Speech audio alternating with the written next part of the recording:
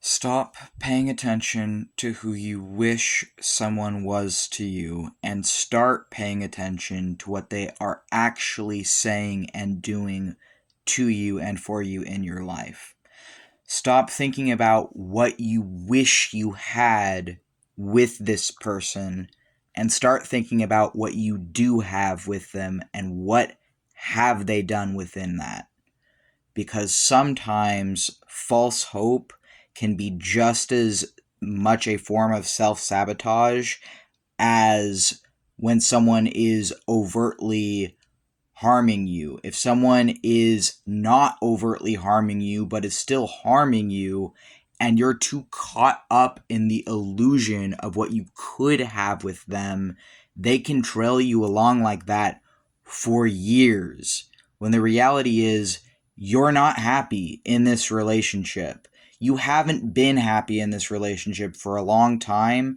And frankly, continuing to hold on to the fantasy of what you wish you had is a form of self-sabotage.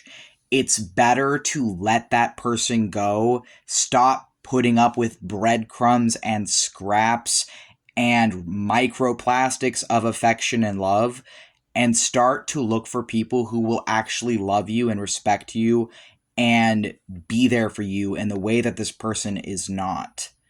And I will say I'm very much guilty of this myself. I'm still even guilty of this, what I'm talking about, of putting up with people who do not value me because I'm imagining a world where they do value me the way that I want to be valued.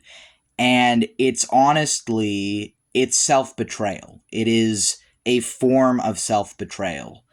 And if you know that someone has hurt you, you know that someone has repeatedly hurt you, you know that someone traumatized you, and frankly, if you're being honest with yourself, they abused you, but you still have them in your life because you see who they could change into if they stopped doing that, if they got away from those toxic people or toxic friends or toxic families, if they got out into the world, you see who they could be, and you have such a deep and profound empathy that you continue to keep this person in your life, even though, if you're being honest with yourself, they add no value to your life. They just take your energy. They take your energy. They make you feel like shit about yourself. They don't listen to you when you try and talk to them about things. They don't care when you try and emotionally confide in them.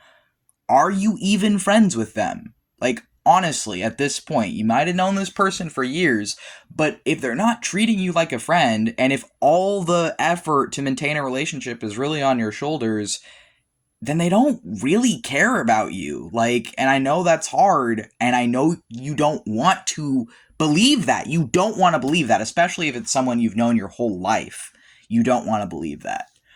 But sometimes it's the truth, and I'm making this video as much for my other headmates to hear, my other personalities, as I'm making it for myself, and I'm also making it for whoever else needs to hear it out there.